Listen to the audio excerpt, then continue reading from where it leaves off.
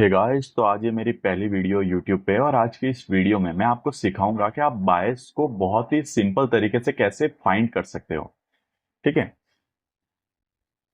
अब ये टॉपिक वैसे ही बहुत ज़्यादा कॉम्प्लिकेटेड है, तो मैं इसको बहुत ही सिंपल, बहुत ही इजी तरीके से आपको सिखाने की कोशिश करूंगा। इस वीडियो में आपको बहुत ज़्यादा इन्फॉर्मेशन दूंगा जो आपकी ट्रेडिंग जर्नी को बहुत ज़्यादा इंप्रूव करेगी।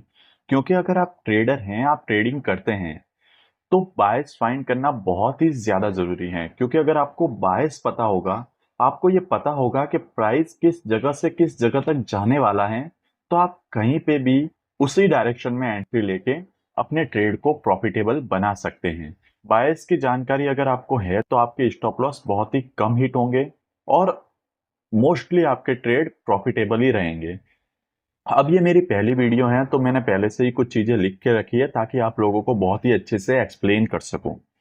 तो बायस को जानना हम स्टार्ट करते हैं, उसको फाइंड कैसे करते हैं ये मैं आपको बताता हूं, लेकिन उससे पहले आपको ये पता होना चाहिए कि चार्ट में जो प्राइस मूव करती है वो कहां से कहां तक मूव करती है, वो कहां से कहां तक जाती है। अब मैं एक एग्जांपल देता हूं, जैसे कि हम सब ने बचपन में ये खेल खेला होगा जहां पे एक बंदा चोर बनता था और एक बंदा पुलिस बनता था। चोर पुलिस का खेल हम सब ने खेला है। अब इस खेल में क्या होता है कि जिस जो बंदा पुलिस बना है, वो जो चोर बना है उसको जाके ढूंढता है। ठीक है। और जब वो उसको ढूंढ लेता है, तो फिर जो चोर बना था वो पुलिस बन जाता है और वो उसको ढूंढता है। ये खेल चलता रहता है। वैसे ही चार्ट पे भी ये खेल चलता रहता है, लिक्विडिटी और पीओआई के बीच में। इनके बीच में चार्ट पे ये खेल चलता रहता है, पीओआई यानी पॉइंट ऑफ इंटरेस्ट और लिक्विडिटी के बीच में। मींस कि प्राइस क्या करती है, जो भी प्राइस मूव करती है वो सबसे पहले अगर पीओआई पे है, अगर वो प्राइस पीओआई पे है तो वो किसको ढूंढने जाएगी? लिक्विडिटी को। अगर वो लिक्विडिटी पे है तो कहाँ जाएगी? पीओआई पे। अगर वो पीओआई पे है तो लिक्विडिटी पे। और ये खेल चलता रहता है चार्ट पे, ये लूप में खेल चलता रहता है। बस हमें क्या पता करना है, हमें सही पीओआई पता करना है और वहां पे सही से एंट्री लेनी है ताकि हम सही लिक्विडिटी तक जा सके और जितने भी पॉइंट्स हैं हम सारे के सारे पॉइंट्स कैप्चर कर सकें। जैसे कि आपने फुटबॉल का खेल तो देखा होगा, फुटबॉल के खेल में बहुत सारे प्लेयर्स होते हैं। जैसे समझ लो ये फुटबॉल के प्लेयर्स हैं। अब जो बॉल है, हर प्लेयर क्या करता है? बॉल को पास करता है। वो बॉल क्या करती है? एक प्लेयर से दूसरे प्लेयर की ओर जाती है और वो प्लेयर बॉल को अपने पास नहीं रखता, वो उसको फिर से किक करता है जिससे बॉल दूसरे प्लेयर तक चली जाए। और ये खेल कब तक कंटिन्यू होता रहता है? जब तक के गोल ना हो जाए। गोल होने के बाद क्या होता है? फिर से स्टार्ट होता है, फिर से एक प्लेयर बॉल को किक करता है, वो दूसरे के पास जाती है, दूसरा उसको किक करता है, तीसरे के पास जाती है। सेम वैसे ही चार्ट पे भी होता है। अब यहाँ पे हर प्लेयर की अलग अलग कैपेसिटी होती है, अलग अलग स्ट्रेंथ होती है। वो बॉल को किक करने के लिए अलग अलग फोर्स लगाते हैं। जो जितना ज्यादा फोर्स लगाएगा बॉल उतनी ज्यादा दूर जाएगी, और जो जितना कम फोर्स लगाएगा बॉल उतनी कम दूर जाएगी। तो ये जैसे फुटबॉल के प्लेयर्स हैं, जैसे बॉल इनके बीच में मूव करती है, सेम ऐसा ही चार्ट पे भी होता है। चार्ट पे क्या करता है? प्राइस एक की लेवल से दूसरे की लेवल की ओर मूव करता रहता है। अब ये की लेवल्स क्या होते हैं? की लेवल्स कुछ नहीं है, ये पीओआई और लिक्विडिटी, इनको मैंने कंबाइन बोल दिया है की लेवल्स। ठीक है। एफपीजी, ऑर्डर ब्लॉक वगैरह ये सारे क्या होते हैं? की लेवल्स होते हैं। प्राइस इनके बीच में मूव करता रहता है। जैसे मैं आपको एक एग्जांपल दूं तो ये एक की लेवल है, ये एक दूसरा की लेवल है। अब प्राइस यहां से आ रहा है और उसने एक की लेवल को टैप कर दिया, तो इन की लेवल में इतनी पावर होती है, इतनी ताकत होती है कि ये प्राइस को दूसरी डायरेक्शन में धकेल सके। जैसे प्राइस यहाँ पे ऊपर आ रहा था, लेकिन ये की लेवल को टैप करने के बाद इसमें इतनी ताकत थी कि इसने प्राइस को नीचे धकेल दिया। अब ये नीचे कहाँ तक धकेलेगा? दूसरे की लेवल तक। ठीक है। अब इस की लेवल में भी इतनी ताकत है कि ये प्राइस को ऊपर की ओर वापस धकेल सके। ठीक है। वापस ऊपर कोई की लेवल होगा, यहाँ पे कोई की लेवल होगा, यहाँ पे कोई की लेवल होगा, ऐसे प्राइस मूव करता जाता है। ओके, तो अभी तक हमने क्या समझा कि प्राइस पीओआई से लिक्विडिटी, इन दोनों के बीच में घूमता रहता है, इन दोनों के बीच में खेलता रहता है। अब हम समझते हैं कि कौन से पीओआई और कौन सी लिक्विडिटी इंपॉर्टेंट है। वैसे तो अगर आप एसएमसी आईसीटी पढ़ रहे हो तो उसमें बहुत सारे तरह के पीओआईज होते हैं, बहुत सारी लिक्विडिटी होती है। लेकिन मैं आपको कुछ जरूरी पीओआई और जरूरी लिक्विडिटी बता देता हूं जो आपको बायस फाइंड करने में और ट्रेडिंग करने में बहुत ज्यादा हेल्पफुल होगी। ओके, तो सबसे पहले हम देखते हैं कि पीओआई कौन कौन से होते हैं। अब पीओआई में सबसे पहला जो होता है वो होता है ब्लॉक्स। ठीक है, ब्लॉक्स। वैसे अगर आपको इन ब्लॉक्स वगैरह के बारे में इतना नहीं पता है तो मैं इन पे भी एक अलग वीडियो लेके आऊंगा। लेकिन अभी मैं ये समझ रहा हूं कि आपको बेसिक एसएमसी आईसीटी आता है, जहाँ पे आपको ब्लॉक्स, बहुत सारे ब्लॉक्स, एफपीजी वगैरह पता है। अब ब्लॉक्स कौन कौन से होते हैं? पहला होता है ऑर्डर ब्लॉक, जिसको मैंने ओबी लिख दिया। दूसरा होता है रिजेक्शन ब्लॉक, जिसको मैंने आरबी लिख दिया। फिर होता है रिक्लेम्ड ऑर्डर ब्लॉक, इसको भी मैंने लिख दिया। और होता है मिटिगेशन ब्लॉक, और एक और होता है ब्रेकर ब्लॉक। ये सारे जो मैंने 5 ब्लॉक लिखे हैं ये पीओआई होते हैं और ये बहुत ज्यादा इंपॉर्टेंट होते हैं। इसी के साथ और होते हैं गैप्स। और पीओआई में क्या आते हैं? गैप्स। गैप्स मतलब एफपीजी हो गया या इम्बैलेंस हो गया। ठीक है, वॉल्यूम इम्बैलेंस हो गया, ये होते हैं गैप्स। अब ये 7 तरह के मैंने आपको पीओआई बताए हैं। ये मैंने आपको 7 तरह के पीओआई बताए और ये सातों इक्वली इंपॉर्टेंट होते हैं। लेकिन अगर इन सातों में से भी आपको इनकी प्रायोरिटी जाननी है या आपको जानना है कि आप कम से कम याद रखो, तो मैं इनकी प्रायोरिटी भी आपको बता देता हूँ। सबसे ज्यादा जो जरूरी होता है वो होता है ऑर्डर ब्लॉक। ठीक है, जिसकी प्रायोरिटी, जिसकी इंपॉर्टेंट सबसे ज्यादा होती है। फिर होता है इम्बैलेंस। ठीक है, फिर होता है इम्बैलेंस, और उसके बाद होता है एफपीजी। ठीक है, ये प्रायोरिटी से आप इसे याद रख सकते हो। और ये होते हैं पीओआई जो बेसिक्स पीओआई हैं और बहुत ज्यादा इंपॉर्टेंट होते हैं। अब हम समझते हैं कि लिक्विडिटी में क्या क्या होता है। ठीक है, लिक्विडिटी में भी बहुत सारे तरह की लिक्विडिटी होती है, लेकिन मैं बेसिकली आपको 4 तरह की लिक्विडिटी बताऊंगा जो बहुत ही जरूरी होती है और जो आपको पता होनी ही चाहिए। सबसे पहला इसके अंदर आता है लो, लो और हाई रेजिस्टेंस लिक्विडिटी। ठीक है, दूसरा होता है मंथली, वीकली, डेली लिक्विडिटी। और होता है स्विंग हाई लो लिक्विडिटी, मतलब स्विंग लिक्विडिटी। ठीक है, अब आपको मैं बताता हूँ लो रेजिस्टेंस और हाई रेजिस्टेंस लिक्विडिटी कैसे होती है। जैसे देखो, ये प्राइस ऐसे मूव कर रहा है। ठीक है, अब इस प्राइस के मूवमेंट पे यहाँ पे जो कैंडल्स बन रही है, यहाँ पे एक सेकंड रुको, यहाँ पे ये जो कैंडल्स बन रही है, यहाँ पे जो कैंडल्स बन रही हैं इनके बीच में क्या है? इन कैंडल्स के बीच में क्या है? बहुत सारे एफपीजी हैं। इन कैंडल्स के बीच में क्या है? बहुत सारे एफपीजी हैं। यहाँ पे भी एक एफपीजी है, यहाँ पे एक ऑर्डर ब्लॉक है। तो ये बहुत सारे की लेवल्स बन रहे हैं। तो प्राइस यहाँ पे रुक रुक के जाएगा। प्राइस क्या करेगा? इस स्विंग पे इधर आएगा, इधर से टकरा के ऊपर चला जाएगा, इधर से जा सकता है, इधर से जा सकता है। तो ये होती है हाई रेजिस्टेंस लिक्विडिटी। ठीक है, ये क्या होती है? High resistance liquidity.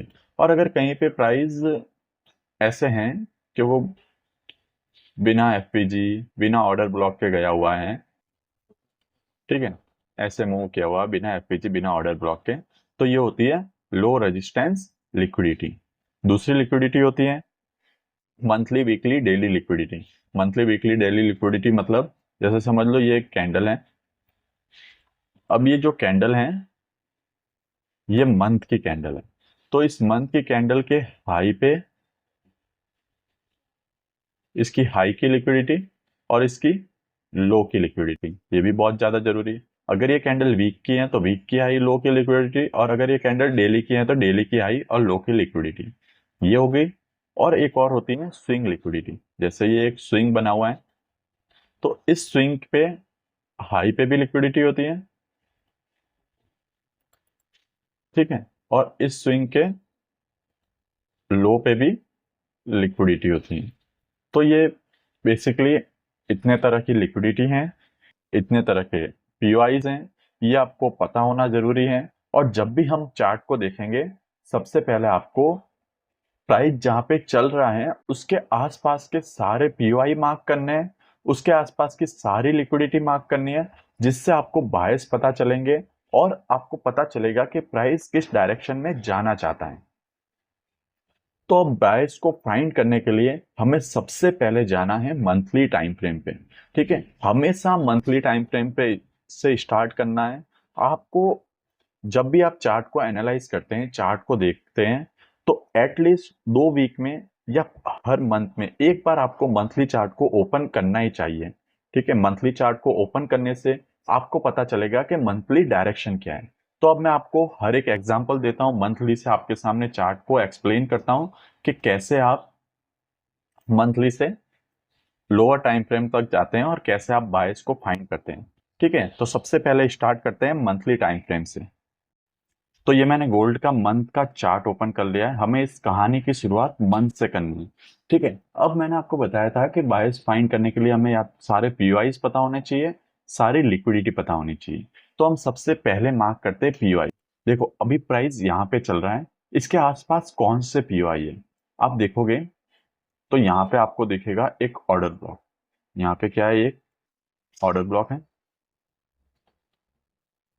यहाँ पे एक ऑर्डर ब्लॉक है। इसको अगर आप रिफाइन कर सकते हो तो आप ऐसे इसको रिफाइन भी कर सकते हो, ये इसके इनसाइड बार में है, मैं इसको रिफाइन कर रहा हूँ या फिर इसको ये ऑर्डर ब्लॉक मार्क कर रहा हूँ। ठीक है, ये एक ऑर्डर ब्लॉक है, इसके ऊपर हमको क्या देखने को मिलती है, एक एफपीजी। एफपीजी हो गई। ठीक है, यहाँ पे देखोगे आप तो दो कैंडल के बीच में गैप है, तो यहाँ पे हमें क्या मिल गया, इम्बैलेंस। यहाँ पे क्या मिल गया हमें, इम्बैलेंस। ठीक है, तीन चीजें हो गई। इसके अलावा और कहीं पे भी हमको कोई भी पीओआई नहीं दिख रहा है। अब कोई भी पीओआई नहीं दिख रहा है तो अब हम क्या मार्क करेंगे, हम मार्क करेंगे लिक्विडिटी। ओके, तो अब हम क्या मार्क करेंगे, लिक्विडिटी। देखो सबसे पहली लिक्विडिटी यहाँ पे है, यहाँ पे एक लिक्विडिटी है, ये मैंने लिक्विडिटी मार्क कर दी। अब ये भी एक लिक्विडिटी थी प्रीवियस मंथ हाई की, जो कल ही हंट हुई है। मैं एक बार इसको मार्क कर देता हूँ क्योंकि इससे मैंने अपने बायस फाइंड किए थे और मैंने ट्रेड भी लिया था। ठीक है, फिर और यहाँ पे इस कैंडल के लो पे प्रीवियस मंथ की लिक्विडिटी है, यहाँ पे लिक्विडिटी है। अब मैं दो कैंडल इसलिए मार्क कर रहा हूँ कि जो ये कैंडल है, ये वाली इसके इनसाइड बार में, इसलिए मैंने दोनों की लिक्विडिटी को मार्क किया है। और इस कैंडल की क्यों नहीं मार्क कर रहा हूँ, क्योंकि ये कैंडल अभी रनिंग है, ये मंथ अभी कंप्लीट नहीं हुआ है।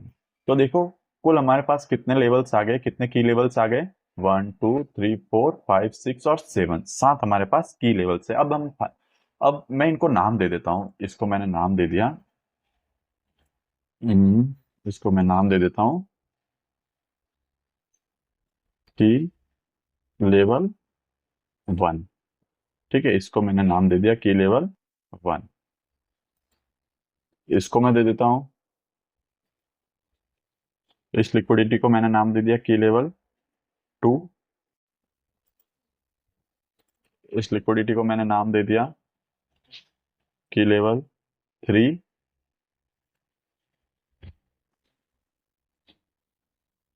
इसको मैंने नाम दे दिया की लेवल 4।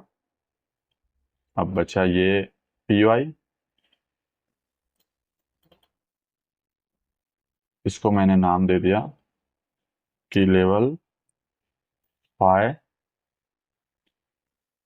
इस एफपीजी को मैंने बोल दिया की लेवल 6 और इसको मैंने बोल दिया की लेवल 7। ठीक है, तो ये मैंने अपने की लेवल्स फाइंड कर लिए।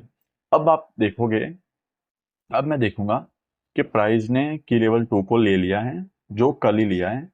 अब मैं आपको देखता हूं कि प्राइस किस साइड जा सकता है। अभी प्राइस ने किसी भी पीओआई को नहीं लिया है। ठीक है, तो प्राइस किधर जा सकता है, अब प्राइस क्या यहां से इसकी लेवल तक जा सकता है, या यहां से इसकी लेवल तक जा सकता है, या फिर प्राइस यहां से इन की लेवल्स तक जा सकता है। ठीक है, अब ये अगर आपने समझ लिया तो आपके लिए ट्रेडिंग बहुत ही ज्यादा सिंपल हो जाएगी और बहुत ज्यादा पैसा भी कमा सकते हो, क्योंकि प्राइस कहाँ से कहाँ तक जाने वाला है अगर आपको ये पता चल गया, आपने ये बायस के थ्रू फाइंड कर लिया, तो आप फिर कहीं से भी ट्रेड ले सकते हो और वो सारा मोमेंट कैप्चर कर सकते हो। ठीक है, अब ये कितना दूर है एक बार हम देखते हैं। ये प्राइस यहाँ से यहाँ तक है ऑलमोस्ट 3000 पिप्स, यहाँ से यहाँ तक है 5000 के अराउंड, और यहाँ से यहाँ तक है 7000 के अराउंड। ओके, मतलब प्राइस को इतना नीचे आना पड़ेगा इन पीवाईज को लेने के लिए। अब दूसरी साइड देखते हैं, ऊपर की साइड क्या है। प्राइस ने ये की लेवल हंट कर लिया है। अब प्राइस कहाँ तक जा सकती है? क्या प्राइस इसको लेने जा सकती है? यहां से प्राइस यहां तक जा सकती है। ओके, देखते हैं ये कितना है, एक बार देखते हैं ये कितने पिप्स हैं। तो ये हैं ऑलमोस्ट 650 पिप्स। ठीक है, तो अब जो पास में होगा, जो की लेवल पास में होगा, प्राइस पहले वहां तक जाएगी। अब ठीक है, जो की लेवल पास में होगा प्राइस पहले वहां तक जाएगी। अब प्राइस ने इस की लेवल को हंट कर दिया। मेरा कल से पहले जो व्यू था वो यही था, प्राइस के यहाँ कहीं पे चल रही थी, तो मेरा यही व्यू था कि प्राइस इस की लेवल को हंट करे, इसके बाद यहाँ कोई लोअर टाइम फ्रेम पे पीओआई बनाए और उसको टैप करके फिर इसको हंट करें। हुआ भी कुछ वैसा ही है, मैं आपको दिखाऊंगा अभी आगे। ये मेरा एक व्यू था। अब मैं ये नहीं बोल रहा हूं कि प्राइस ऐसे ही करेगा, लेकिन ये मेरी एक सोच थी, ये मैंने पता किया था, ये मैंने अपने बायस के थ्रू फाइंड किया था कि प्राइस 3000 4000 7000 पे नीचे जाने में प्राइस को कोई इंटरेस्ट नहीं है। प्राइस पहले क्या करेगा, जो भी नजदीकी की लेवल है, जैसे चोर पुलिस का खेल था, तो जब पुलिस किसी को पकड़ने जाती है तो जो सबसे नजदीकी होता है, जो सबसे पास में होता है, उसको सबसे पहले पकड़ती है। वैसे ही प्राइस क्या करेगा, सबसे पहली लिक्विडिटी, सबसे पास वाले लिक्विडिटी को पहले हंट करेगा। प्राइस ने इस की लेवल 2 को हंट किया है। अब प्राइस नीचे आ रहा है और प्राइस क्या करेगा, की लेवल 1 को हंट करेगा, यहाँ पे जो भी पीओआई बनाए हैं उसको टैप करके इस लिक्विडिटी तक जाएगा। ठीक है, मैं एक और एग्जांपल से आपको समझाता हूं। यहाँ पे मंथली में आपने फाइंड कर लिया कि प्राइस को कहाँ जाना है, की लेवल 1 की ओर। ठीक है, एक और एग्जांपल से समझाता हूं। जैसे आप समझ लो, अभी जो प्राइस है वो इस कैंडल पे चल रही है। इसका मैं इसका कलर चेंज कर देता हूं। आप समझो, अभी जो प्राइस है वो इस कैंडल पे चल रही है। अब इस कैंडल पे चल रही है, ये कैंडल अभी बन रही है, तो आप क्या क्या मार्क करोगे? सबसे पहले आप इसकी नजदीकी जो भी पीओआईज हैं वो मार्क करोगे। अब इसके नजदीकी पीओआई कौन से हैं? पहला है ये ऑर्डर ब्लॉक, जिसको आपने मार्क कर दिया, ये ऑर्डर ब्लॉक मार्क कर दिया। दूसरा क्या है, देखो ये एफपीजी। दूसरा क्या है, ये एफपीजी, इसको भी आपने मार्क कर दिया। तीसरा क्या है, यहाँ पर एक और एफपीजी है। ठीक है, इसको भी आपने क्या किया, मार्क कर दिया। मतलब अगर ये कैंडल अभी बन रही है, ये जो ब्लू कैंडल है ये वाली, ये अभी बन रही है, तो और ये बन चुकी है, ये ऐसा समझ लो, तो आपने क्या मार्क किया, ये एक एफपीजी है, ये एक एफपीजी है और ये ऑर्डर ब्लॉक है। आपको सिर्फ 3 पीओआई दिखे। अब आप लिक्विडिटी के लिए क्या मार्क करोगे? देखो यहाँ पे क्या है, ये एक लिक्विडिटी है, दूसरी ये लिक्विडिटी है, दूसरी कौन सी है, ये। जब ये दोनों क्या हो गए, इक्वल हाई हो गए। ठीक है, ये दोनों क्या हो गए, इक्वल हाई हो गए। अब समझो, नेक्स्ट कैंडल बनी, नेक्स्ट कैंडल ने क्या किया, इस एफपीजी को टैप किया। अब मुझे नहीं पता है, सॉरी एक सेकेंड। अब नेक्स्ट कैंडल ने क्या किया, इस एफपीजी को टैप किया। अब यहाँ पे जैसे 3 पीओआई हैं, मुझे नहीं पता है कि ये एफपीजी वर्क करेगा, ये एफपीजी वर्क करेगा, ये ऑर्डर ब्लॉक वर्क करेगा, ये मुझे अभी तक नहीं पता है। लेकिन मुझे इतना पता है कि इन तीनों में से एक ही ऐसा लेवल होगा जो प्राइस को इस लिक्विडिटी तक लेकर जाएगा। अब वो लेवल हम कैसे फाइंड करेंगे, मैं आपको बताता हूं। अब ये हमें कैसे पता चलेगा कि ये कौन सा लेवल है, वो मैं आपको बताता हूं। तो देखो, जब भी प्राइस किसी पीओआई पे आता है वो डायरेक्टली रिवर्स नहीं होता। यहाँ एक कॉन्सेप्ट होता है 3 कैंडल स्विंग का, वो 3 कैंडल स्विंग बना के फिर रिवर्स होता है। अगर मैं इसको आपको बताऊं तो आप समझ सकते हो कि जैसे आप कोई कार लेके कहीं पे जा रहे हो। ठीक है, आप किसी कार के थ्रू कहीं पे जा रहे हो, तो और आपको रिवर्स होना है तो आप डायरेक्टली रिवर्स नहीं होंगे, आप क्या करोगे, एक टर्न लोगे, आप एक टर्न लोगे और उसके बाद आप दूसरी डायरेक्शन, उसकी अपोजिट डायरेक्शन में जाओगे। तो ये जो टर्न वाला पार्ट है ना, ये प्राइस एक्शन में या कैंडल्स के, इस पे हम इसको बोलते हैं थ्री कैंडल स्विंग। प्राइस पहले थ्री कैंडल स्विंग बनाएगा फिर जाएगा, जैसे ये रहा। मैं आपको समझाता हूँ, ये एक इंपॉर्टेंट जोन है। अब प्राइस सबसे पहले क्या करेगी, उस जोन को टैप करेगी। प्राइस ने क्या किया, उस जोन को टैप किया। सबसे पहले क्या होगी, टैपिंग होगी। टैपिंग के बाद क्या होगा, डिस्प्लेसमेंट। अगर इस लेवल को वर्क करना है, इस लेवल में इतनी पावर है कि ये प्राइस को अपोजिट डायरेक्शन में धकेल सके, तो टैपिंग के बाद क्या होगा, डिस्प्लेसमेंट। ठीक है, टैपिंग के बाद क्या होगा, डिस्प्लेसमेंट। डिस्प्लेसमेंट के बाद जो ये डिस्प्लेसमेंट वाली कैंडल है, यही यहाँ पे एमएमएस वगैरह सब करेगी। और इस कैंडल में बहुत सारे पीओआई होंगे जो पेंडिंग होंगे लोअर टाइम फ्रेम पे। इसमें बहुत सारे ऐसे पीओआई होंगे जो अभी टैप होने बाकी होंगे। तो जो थर्ड कैंडल होगी, तीसरी कैंडल क्या करेगी, इसके सारे पीओआई को टैप करेगी, इसके सारे पीओआई को टैप करेगी। और उसके बाद जो फोर्थ कैंडल होगी वो क्या करेगी, एक्सपेंशन देगी। फोर्थ कैंडल क्या करेगी, एक्सपेंशन देगी। ये एक तरीका है पता लगाने का कि ये पीओआई जो है वो वर्क करेगा ही करेगा। ठीक है, प्राइस कहीं से भी डायरेक्टली मूव नहीं कर सकती। आप कोई भी टाइम फ्रेम देख रहे हो, कोई भी चार्ट देख रहे हो, ये सब में वैलिड होगा, ये सब में वर्क करेगा। अब मैं आपको दिखाता हूं इस एग्जांपल के थ्रू। देखो क्या हुआ, प्राइस ये कैंडल बनी, आपने यहाँ पे तीन पीओआई मार्क किए। अब नेक्स्ट कैंडल ने क्या किया, इसको टैप, इस ब्लैक वाली कैंडल ने क्या किया, इस एफपीजी को टैप किया। मुझे नहीं पता है ये एफपीजी वर्क करेगा, ये एफपीजी वर्क करेगा या ये ऑर्डर ब्लॉक वर्क करेगा। मैंने सिर्फ ये देखा कि इस कैंडल ने इसको मार्क किया। अब मार्क करने के बाद जैसा मैंने समझा है, नेक्स्ट कैंडल को क्या करना चाहिए, नेक्स्ट कैंडल को डिस्प्लेसमेंट करना चाहिए। नेक्स्ट कैंडल ने क्या किया, ये किया डिस्प्लेसमेंट। जैसे ही इस कैंडल ने डिस्प्लेसमेंट किया, मुझे समझ में आ गया कि ये जो एफपीजी है ये वर्क करेगा। ये एफपीजी और ये ऑर्डर ब्लॉक अब किसी काम के नहीं है, ये अब वर्क नहीं करेंगे क्योंकि ये एफपीजी वर्क करेगा। और इस पीओआई को टैप करके थ्री कैंडल स्विंग बना दिया, हमारी सारी कंडीशन ये फुलफिल कर रहा है। तो प्राइस कहां तक जाएगा, प्राइस जाएगा इस लिक्विडिटी तक। पीओआई से प्राइस कहां तक जाएगा, इस लिक्विडिटी तक। ठीक है, अब थर्ड कैंडल ने क्या किया, डिस्प्लेसमेंट किया। फोर्थ कंडीशन क्या थी कि ये जो डिस्प्लेसमेंट वाली कैंडल है, इसके सारे पीओआई फिल होंगे, इसके सारे पीओआई क्या होंगे, फिल होंगे। तो यहाँ पे प्राइस ने क्या किया, रीटेस्ट। यहाँ पे प्राइस ने क्या किया, रीटेस्ट। मतलब इसके जो सारे पीओआई थे, इसका जो लास्ट पीओआई होगा उसको प्राइस क्या किया, उसको टैप करने आया। ठीक है, इसका जो लास्ट पीओआई था प्राइस उसको टैप करने आया। और जैसे ही इसके लास्ट पीओआई पे प्राइस ने टैप किया, आपको क्या समझ में आया कि अब प्राइस जो है वो इस लिक्विडिटी को हंट करेगा। प्राइस क्या करेगा, अब मेरे नेक्स्ट 2-3 जितने भी मंथ हैं, उस मंथ के बायस कैसे हैं, अप साइड के। उस मंथ के बायस कैसे हैं, अप साइड के। वो मंथ क्या करेगा, इस लिक्विडिटी को हंट करेगा। तो आपको पता चल गया कि आपके पूरे मंथ के बायस अप साइड के हैं। ऑलमोस्ट कितने पिप हैं, 2500 पिप्स। आपको ये पता चल गया कि प्राइस यहां से यहां जाने वाला है। तो आपको अब लोअर टाइम फ्रेम पे जो भी पीओआई, जो भी ऑर्डर ब्लॉक, जो भी एफपीजी बुलिश ऑर्डर ब्लॉक दिखेगा, आप हर जगह से क्या करोगे, बाइंग की ट्रेड लोगे। और आपका टारगेट क्या होगा, ये पीओआई जो कि इसने 2-3 मंथ में हंट कर दिया। मतलब आपको पूरे नेक्स्ट 2-3 मंथ के बायस पता चल गए।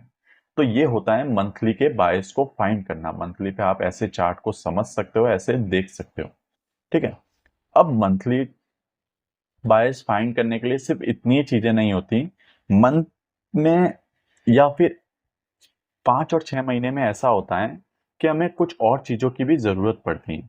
जैसे एक तो हो जाता है इपडा, इपडा साइकिल होती है। और एक होता है ओपन फ्लोट लिक्विडिटी पुल। ठीक है, ये दो चीजें होती हैं जो हमें ये बताता है कि आगे वाले 5-6 महीने में हमारे बायस क्या होंगे। वैसे इनकी हर बार जरूरत नहीं पड़ती, लेकिन एक टाइम ऐसा आता है, हर 3-4 मंथ्स या 5-6 मंथ में एक टाइम ऐसा आता है जहां हमें इनकी जरूरत पड़ती है, जो हमें प्राइस दूसरी डायरेक्शन में शिफ्ट होने वाला है वो बताता है। ठीक है, इनको मैं फिर कभी किसी और लेक्चर में कवर करूंगा। फिलहाल हमने देखा कि मंथली में हमने बायस कैसे फाइंड किए। यहाँ पे प्राइस ऐसे करके की लेवल 1 तक जाने वाला है, और जब भी प्राइस किसी पीओआई को टैप करे वहां पे 3 कैंडल स्विंग बनाए। पहला कैंडल उसको टैप करे, दूसरा कैंडल एक्सपेंशन करे, डिस्प्लेसमेंट करे, थर्ड कैंडल जो होगा वो उस डिस्प्लेसमेंट वाली कैंडल के लास्ट पीओआई को टैप करने आएगा। जो भी लोअर टाइम फ्रेम का लास्ट पीओआई है उसको टैप करने आएगा, और फिर जो फोर्थ कैंडल वगैरह होगी वो क्या करेगी, पूरा के पूरा एक्सपेंशन। वो क्या करेगी, पूरा एक्सपेंशन करेगी। ठीक है, वो कैंडल क्या करेगी, पूरा एक्सपेंशन, और जो भी लिक्विडिटी हमने मार्क की होगी उसको हंट करेगी। ठीक है, अब मंथली में हमने बायस को फाइंड कर लिए। अब हम देखते हैं कि वीकली में हम बायस को कैसे पता कर सकते हैं। ठीक है, पहले मैं ये सारी चीजें रिमूव कर देता हूं क्योंकि अब हमको इनकी जरूरत नहीं है। अब हम क्या करेंगे, वीकली पे बायस को फाइंड करेंगे। तो मैं वीकली चार्ट ओपन कर देता हूं। ठीक है, ये है वीकली चार्ट। अब हम फाइंड करेंगे कि वीकली पे हम बायस को कैसे देखते हैं। तो अब हम आ गए हैं गोल्ड के वीकली के चार्ट पे। अब वीकली के चार्ट पे भी हमें वही प्रोसेस करना है जो हमने मंथली पे किया था। हम सबसे पहले क्या करेंगे, हम सबसे पहले फाइंड करेंगे जितने भी पीओआई है वो। ठीक है, तो अब यहाँ पे हमको कौन सा पीओआई दिखा, एक ये ऑर्डर ब्लॉक दिखा जिसको हमने मार्क कर दिया। ठीक है, दूसरा और क्या दिख रहा है हमको, दूसरा हमको दिख रहा है ये एफपीजी। जैसा कि मैंने आपको बोला था कि एफपीजी से ज्यादा पावरफुल क्या होता है, ऑर्डर ब्लॉक। ठीक है, ये दो पीओआई हैं, इसके अलावा मुझे यहाँ पे आसपास में कोई भी पीओआई नहीं दिख रहा।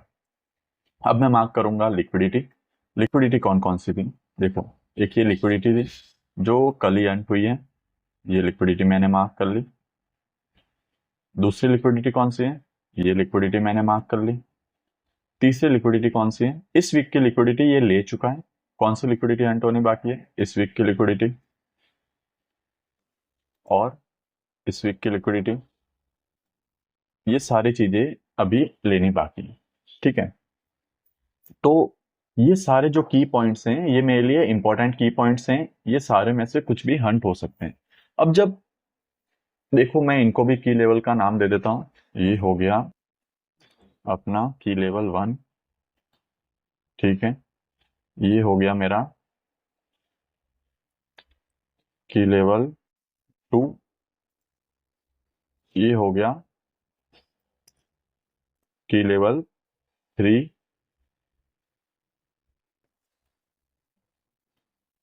ये हो गया की लेवल 4। ये एफपीजी जिसको प्राइस ने बिल्कुल भी रेस्पेक्ट नहीं दिया है, ये हो गया की लेवल 5। और ये ऑर्डर ब्लॉक हो गया की लेवल 6। ठीक है, ये मुझे वीकली पे अब की लेवल 6 की लेवल दिखे। अब सबसे पहले देखो, प्राइस यहाँ पे है, समझ लो ना, प्राइस ने एफपीजी को टैप किया ना ऑर्डर ब्लॉक को। ये कैंडल बनती है, ये कैंडल सीधा आके ऑर्डर ब्लॉक को टैप करती है, मतलब एफपीजी को बिल्कुल भी रेस्पेक्ट नहीं देती। तो इस की लेवल को मैंने हटा दिया, ये अब हमारे किसी काम का नहीं। ओके, तो अब जब प्राइस ने ऑर्डर ब्लॉक को टैप किया तो हमें कौन सी कंडीशन ध्यान रखनी है, हमें क्या चीजें पता रखनी है। जैसे कि मैंने आपको बताया था 3 कैंडल स्विंग का कॉन्सेप्ट। सबसे पहले क्या होगी, टैपिंग, किसी की लेवल पे टैपिंग। अब ये की लेवल वर्क करेगा या नहीं करेगा, उसके लिए टैपिंग के बाद क्या होना चाहिए, डिस्प्लेसमेंट। ठीक है, हुआ डिस्प्लेसमेंट। ठीक है, इस कैंडल ने यहाँ पे क्या किया, डिस्प्लेसमेंट किया, मतलब ये लेवल वर्क कर रहा है। डिस्प्लेसमेंट के बाद क्या होना चाहिए, जो ये डिस्प्लेसमेंट वाली कैंडल है इसके सारे जो लोअर टाइम फ्रेम के पीओआई हैं वो फिल होने चाहिए। ठीक है, वो टैप होने चाहिए। तो इस कैंडल ने क्या किया, रीटेस्ट, ये दिख रहे हो आप ब्लैक कैंडल, इसने क्या किया, इसके सारे पीओआई टैप किए, और इसके जो भी लोअर टाइम फ्रेम के पीओआई थे सबको टैप किया। अब जब इसने रीटेस्ट भी कर दिया तो हमारा नेक्स्ट पीओआई क्या होगा, मतलब हमारा नेक्स्ट टारगेट क्या होगा, प्राइस क्या करेगा, एक्सपेंशन करेगा। कहां तक करेगा, इस लिक्विडिटी तक और इस लिक्विडिटी तक। मतलब प्राइस यहां से कैसे मूव करेगा, ऐसे। प्राइस कैसे मूव करेगा, ऐसे। ठीक है, प्राइस कैसे मूव करेगा, ऐसे। अब क्या ये सिंगल कैंडल में यहां तक मूव करेगा, नहीं, हो सकता है ये छोटे छोटे कैंडल्स बनाए, ऐसे मूव करें, पहले ये लिक्विडिटी अर्न करें जो कल हो गई, इसके बाद यहाँ पे कोई पीओआई बनाओ, उसको टैप करें और फिर इस लिक्विडिटी को हंट करें। ऐसे प्राइस यहां तक मूव कर सकते हैं। ठीक है, अब यहां पे देखो, अब एक चीज मैं आपको बताता हूं, ये इनको मैं रिमूव कर देता हूं। जैसे ये कैंडल है, यहाँ पे सारी कंडीशन फिल हो गई, टैपिंग हो गई, डिस्प्लेसमेंट हो गया, रिटेस्ट हो गया। अब ये जो कैंडल है, ये अब मानोगे कि यहां तक जाएगी इन लिक्विडिटी को अर्न करने? नहीं, बिल्कुल नहीं जाएगी, क्योंकि उसको इस की लेवल को टैप करने के बाद कहां तक जाना है? इन लिक्विडिटी तक। तो ये जो की लेवल्स हैं, अब ये हमारे लिए कोई काम के नहीं। हमको पता चल गया कि प्राइस का यहां आने में कोई भी इंटरेस्ट नहीं है। प्राइस कहां जाएगा? इन दो लिक्विडिटी को हंट करने। तो ये हमारा हो गया वीकली बायस। वीकली बायस हमारा ये हो गया। एक और एग्जांपल फिर समझते हैं। देखो, समझ लो प्राइस अभी इस कैंडल पे है, प्राइस इस कैंडल पे, ठीक है, ये कैंडल अभी बन रही है। जब ये कैंडल बन रही है तो आपके माइंड में क्या आएगा? आप बायस फाइंड करने के लिए क्या क्या चीजें पता करोगे? सबसे पहले आप क्या डिसाइड करोगे या क्या मार्क करोगे? सारे पीवाई। ओके, तो यहाँ पे मैं देखता हूँ इसके लेफ्ट साइड में कौन कौन से पीवाई। तो मुझे क्या दिखा? यहाँ पे एक ऑर्डर ब्लॉक, ठीक है, इस बॉर्डर ब्लॉक के ऊपर एक एफपीजी, एफपीजी, यहाँ पे एक और एफपीजी, और यहाँ पे एक और ऑर्डर ब्लॉक, यहाँ पे और ऑर्डर ब्लॉक, और यहाँ पे और एफपीजी। इतने सारे मुझे की लेवल्स मिल गए। ठीक है, ये मैंने सारे मार्क कर दिए। अब अगर प्राइस इस वाली ब्लैक कैंडल पे प्राइस है, तो यहाँ पे प्राइस इसको टैप करने के बाद लिक्विडिटी अर्न करेगी। मुझे लिक्विडिटी मार्क करनी है, तो लिक्विडिटी क्या क्या हो जाएगी? पहली लिक्विडिटी हो जाएगी ये, ठीक है, ये एक लिक्विडिटी हो गई जो हमारे काम की है। दूसरी कौन सी लिक्विडिटी हो जाएगी?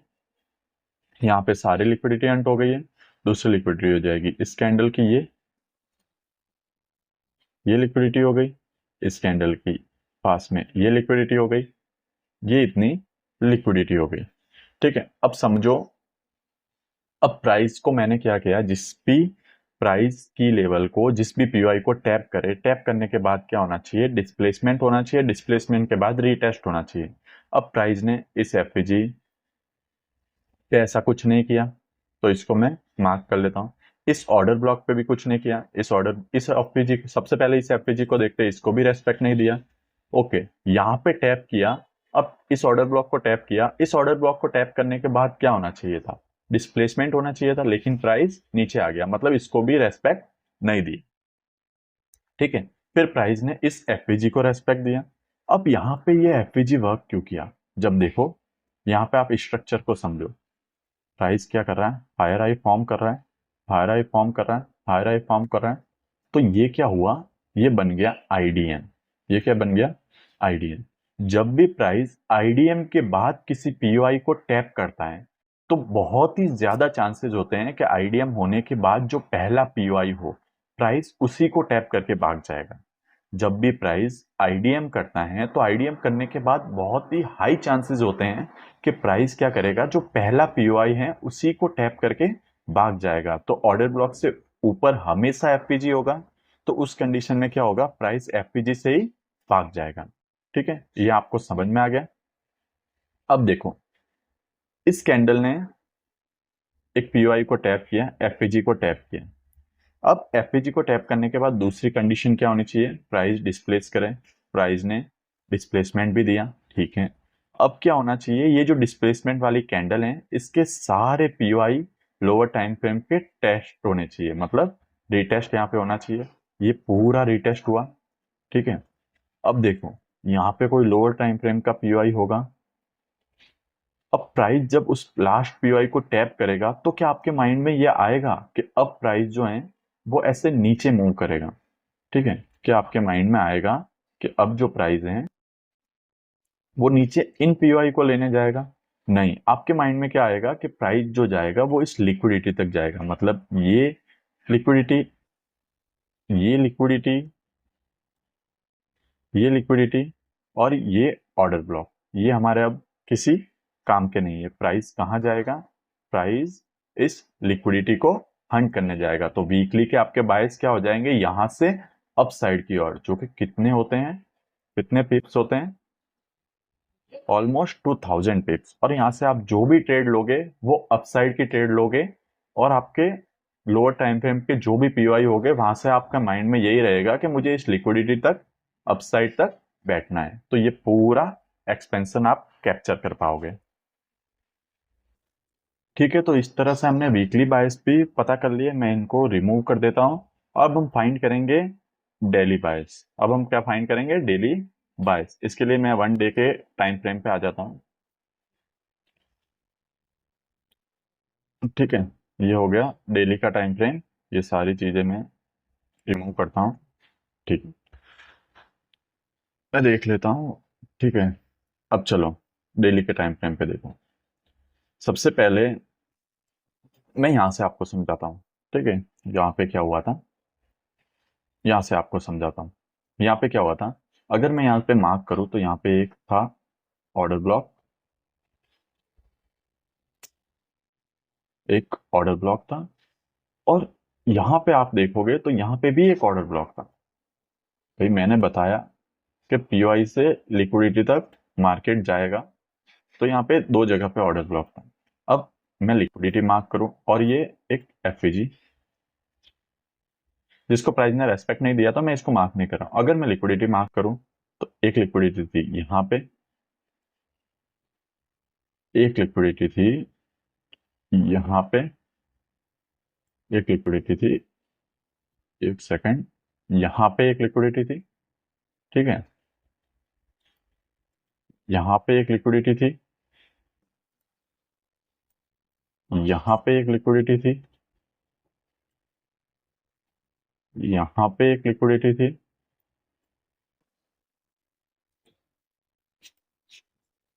और यहाँ पे एक लिक्विडिटी थी। ठीक है, प्राइस यहाँ पे चल रहा था, मेरे दिमाग में आया, मैंने ये लिक्विडिटी और पीओआई मार्क कर दी।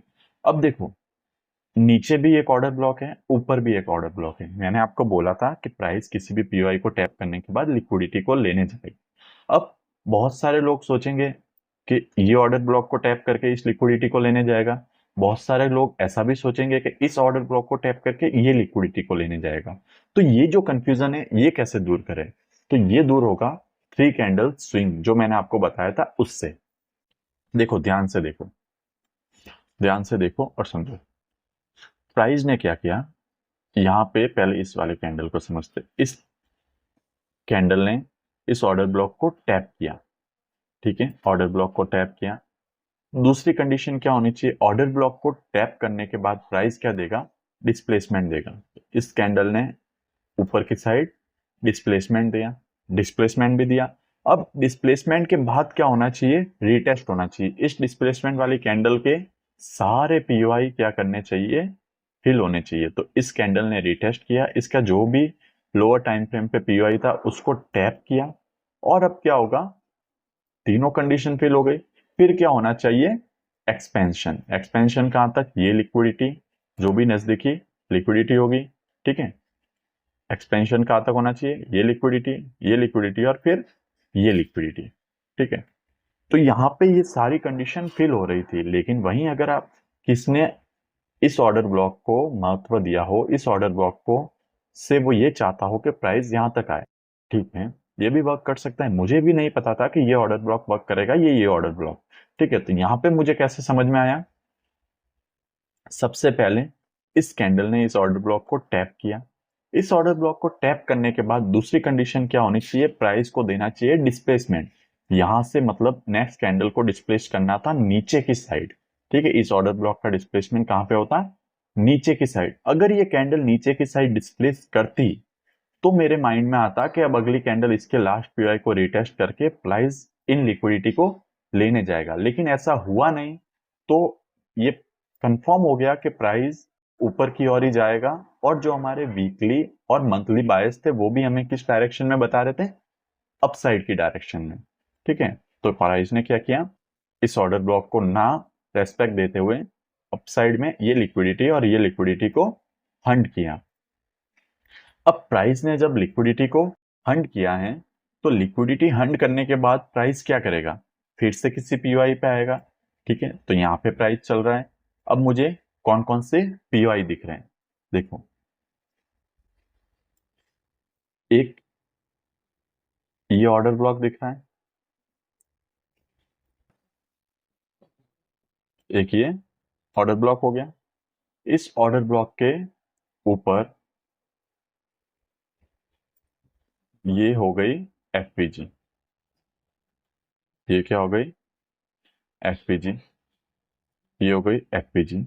और यहाँ पे अगर कल की जो कैंडल बनती है वो कैंडल इसको टैप इस लेवल तक आ जाती है तो फिर तो यहाँ पे एक मिटिगेशन ब्लॉक नहीं बनेगा और वो कैंडल यहीं कहीं पे रहती है यहाँ तक, मतलब यहाँ पे एक और एफपीजी बनाती है तो यहाँ पे क्या बनेगा, ये मिटिगेशन ब्लॉक। फिर प्राइस क्या करेगी, यहाँ से नीचे आएगी, इन लेवल्स को टैप करेगी। ठीक है, यहाँ से आकर या तो इसको या इसको या इसको, वो कैसे कंफर्म होगा कि कौन से को रेस्पेक्ट देगी, वहां पे 3 कैंडल स्विंग बनेगा और फिर ये लिक्विडिटी हंट होगी। तो नेक्स्ट जो हमारा बायस होगा वो कुछ इस तरीके से हो सकता है, यहाँ से ये या ये, जो भी हंट करे वो हमको कैसे पता चलेगा, 3 कैंडल स्विंग से। ठीक है, एक और एग्जांपल मैं आपको देता हूं बायस फाइंड का। देखो, ये सारी चीजें मैं रिमूव करता हूं। ठीक है, ये सारी चीजें एक बार रिमूव करता हूं। समझ लो प्राइस अभी इस कैंडल पे, इस कैंडल पे।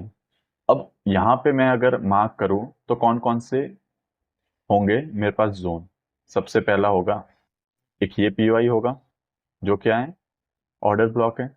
दूसरा ये ब्रेकर ब्लॉक होगा, ये क्या होगा, ब्रेकर ब्लॉक। मैं इसको नाम दे देता हूं ब्रेकर ब्लॉक। ठीक है, और लिक्विडिटी अगर मैं मार्क करूं तो अगर प्राइस यहां पे चल रही है तो लिक्विडिटी मेरी एक ये लिक्विडिटी होगी, एक ये लिक्विडिटी होगी। ठीक है, और नीचे की साइड अगर देखें तो ये लिक्विडिटी ऑलरेडी हंट हो चुकी थी और यहाँ पे एक लिक्विडिटी होगी। अब देखो,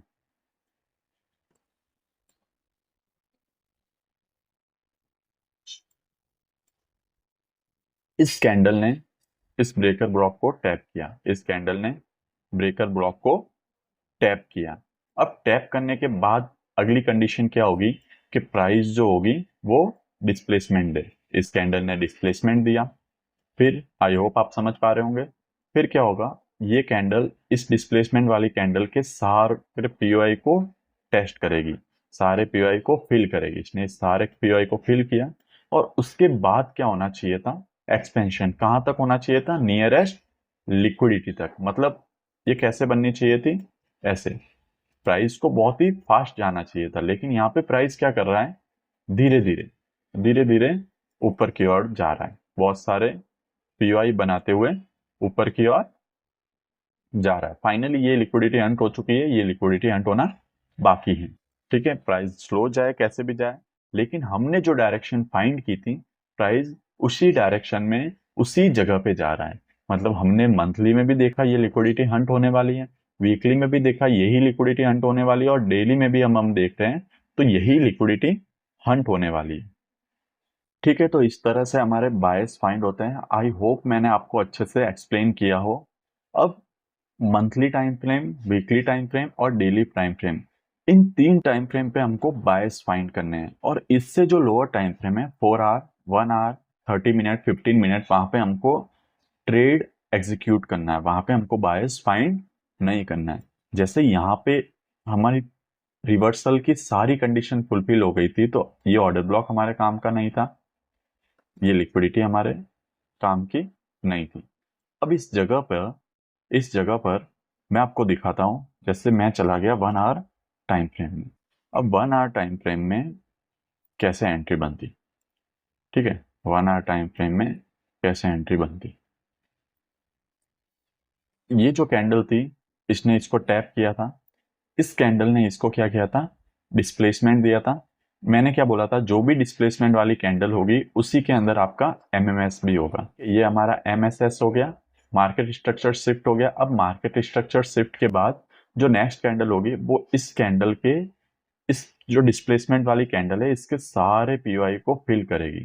तो इसका जो हमको लास्ट पीओआई है कौन सा है, ये एफपीजी प्लस ये ऑर्डर ब्लॉक, ये एफपीजी प्लस ये ऑर्डर ब्लॉक, ठीक है। अब इसको भी आप देखो तो ये एफपीजी सिर्फ एफपीजी नहीं है, यहाँ पे भी एक एफपीजी है, मतलब ये क्या है, एक बीपीआर, ठीक है। ये क्या है, एक बीपीआर। बीपीआर क्या होता है वो भी मैं आपको आगे आने वाले लेक्चर में बताऊंगा। तो ये क्या है, एक बीपीआर।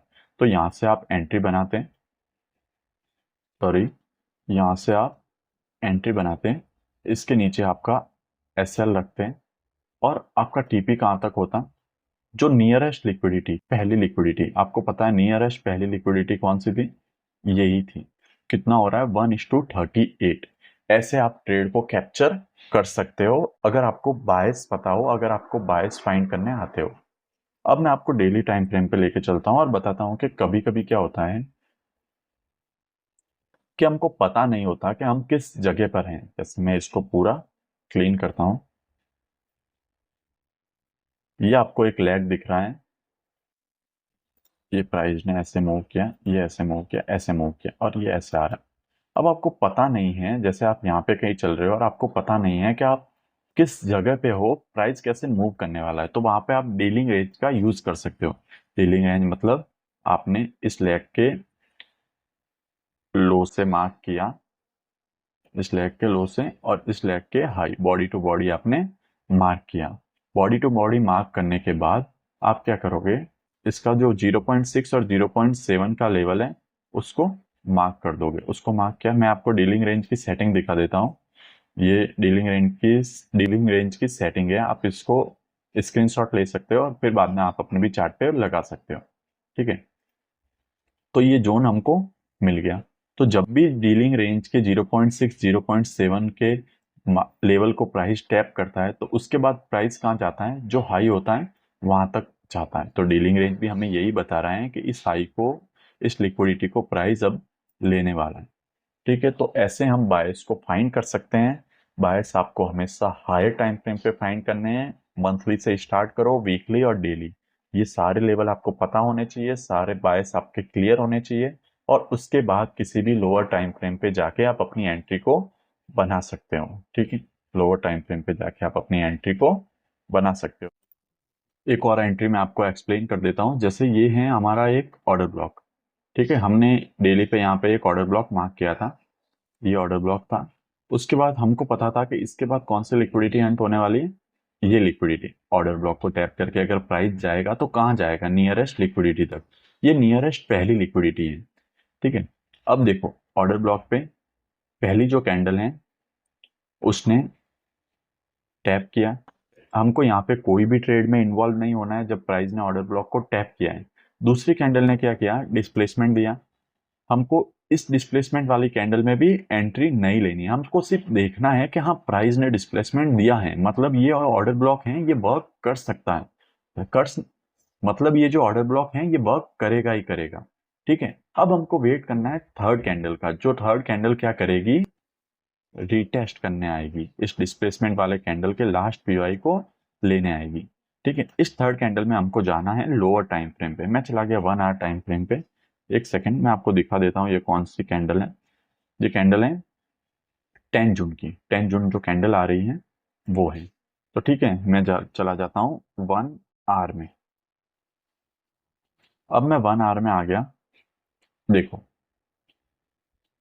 ये जो कैंडल था इसने क्या किया था, यहाँ पे मैं ये ऑर्डर ब्लॉक को एक बार साइड कर लेता हूँ।